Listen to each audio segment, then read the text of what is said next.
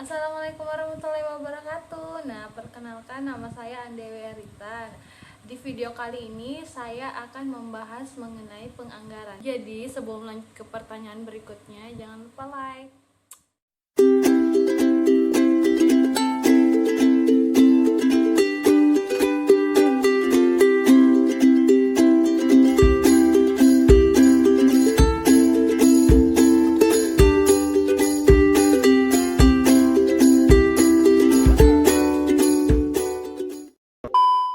Oke, pertanyaan pertama.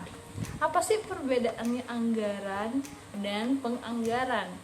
Berdasarkan definisi para ahli. Oke, berhubung saya tidak bisa hafal definisi menurut para ahli, jadi kita baca saja. Oke. Definisi anggaran menurut Garrison dan Noren adalah rencana rinci tentang perolehan dan penggunaan sumber daya keuangan dan sumber daya lainnya untuk suatu periode tertentu. Sedangkan penganggaran itu adalah proses penyusunan budget itu sendiri, dimulai dari tahap persiapan penyusunan rencana keuangan hingga tahap akhir di mana telah tersusun rencana atau anggaran. Nah, berdasarkan definisi yang tadi saya baca, kita itu dapat mengambil kesimpulan bahwa perbedaan dari anggaran dan penganggaran itu sendiri adalah anggaran adalah suatu rencana yang dibuat oleh perusahaan untuk suatu periode. Sedangkan penganggaran itu adalah proses penyusunan dari anggaran itu sendiri. Oke, sampai di sini paham. Lanjut ke pertanyaan kedua.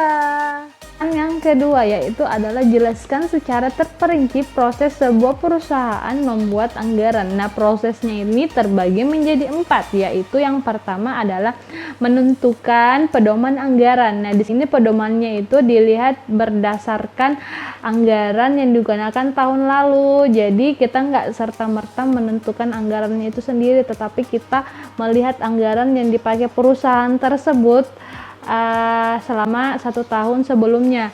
Nah, di dalam menentukan ini sebaiknya kita itu merencanakan apa tujuan dan serta manfaat kita membuat anggaran untuk tahun berikutnya, seperti itu. Nah, yang kedua yaitu adalah persiapan anggaran. Nah, di sini bagian pembuat rencana anggaran itu bekerja sama dengan bagian keuangan untuk mempermudah pekerjaannya. Nah, selanjutnya itu yang ketiga yaitu penentuan anggaran. Nah, di dalam penentuan anggaran ini kita harus melakukan 3 tahap. Yang pertama yaitu divisi harus saling bekerja sama, memberikan masukan terkait dengan anggaran yang akan dibuat terhadap penentu kebijakan. Nah, hal ini harus sangat perlu dilakukan karena agar dapat mengakomodasi semua kebutuhan yang diperlukan oleh perusahaan. Yang kedua yaitu adalah melakukan koordinasi terhadap komponen anggaran belanja yang telah dibuat. Yang terakhir yaitu adalah mengesahkan dan mendistribusikan dana anggaran kepada divisi itu secara merata.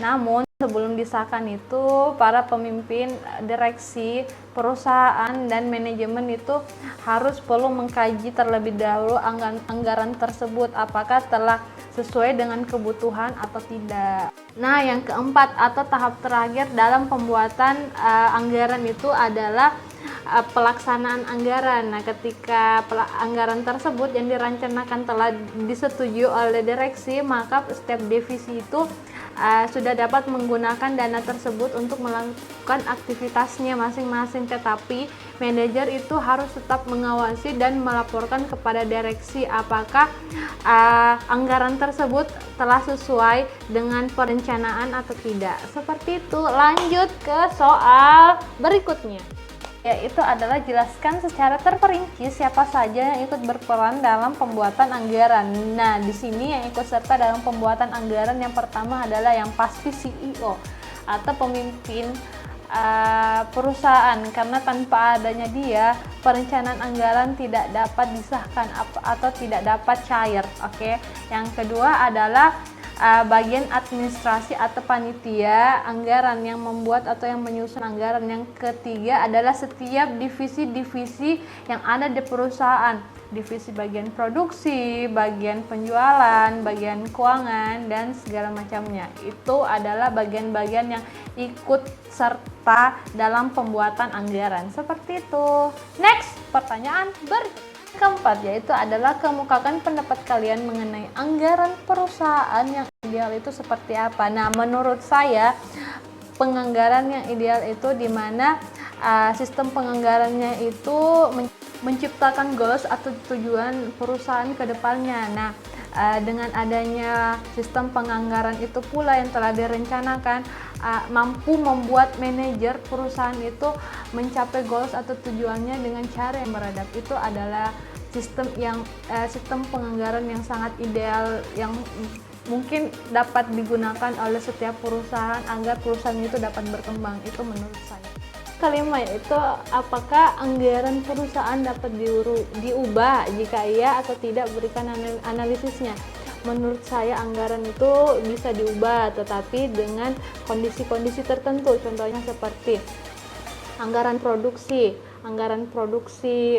Kita ambil sekarang banyaknya kasus COVID-19 yang menyebabkan banyaknya negara-negara lockdown. Pasti perusahaan pembuat masker itu meningkatkan anggaran produksinya karena kan sekarang itu masker sangat dibutuhkan oleh sebagian masyarakat, bukan sebagian, seluruh masyarakat, untuk mengurangi penyebaran COVID-19 itu. Jadi anggaran produksinya pasti harus ditingkatkan oleh setiap perusahaan karena melihat lagi kebutuhan masyarakatnya terhadap penggunaan masker itu sendiri, seperti itu. Nah, pertanyaan yang keenam yaitu adalah dari tugas kalian, anggaran manakah yang digunakan oleh semua jenis perusahaan? Berikan alasannya dan jelaskan. Nah, menurut saya anggaran yang paling akan digunakan oleh setiap jenis perusahaan itu adalah anggaran kas. Karena alasan yang pertama yaitu setiap perusahaan pasti memiliki yang namanya kas perusahaan. Jadi anggaran kas pasti sangat digunakan oleh setiap perusahaan karena sangat membantu perusahaan untuk merencanakan secara rinci tentang kas beserta perubahan-perubahan dari waktu ke waktu selama periode yang akan datang, baik itu berupa penerimaan kas atau pengeluaran kas, seperti itu.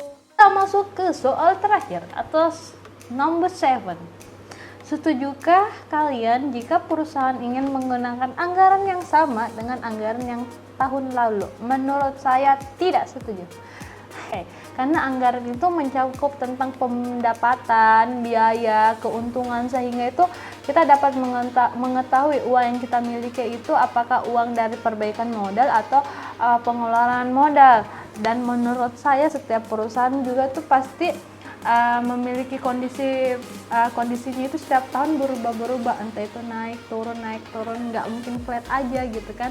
Jadi sebisa mungkin anggaran yang digunakan itu harus dibikin ulang, nggak perlu pakai anggaran yang sama dengan tahun lalu. Nah, berdasarkan dari video tadi dapat disimpulkan bahwa anggaran itu sangat penting digunakan di dalam sebuah perusahaan karena anggaran itu dapat menentukan tujuan atau goals ke depannya untuk perusahaannya agar membaik lagi setiap tahun, seperti itu. Oke, mungkin sekian video dari saya. Semoga ada ilmu yang dapat Anda ambil dari semua pertanyaan dan jawaban yang saya ucapkan tadi. Terima kasih telah menyempatkan nonton ini dan jangan lupa like untuk membantu nilai saya di tugas kali ini. Terima kasih. Wassalamualaikum warahmatullahi wabarakatuh. Selamat berpuasa.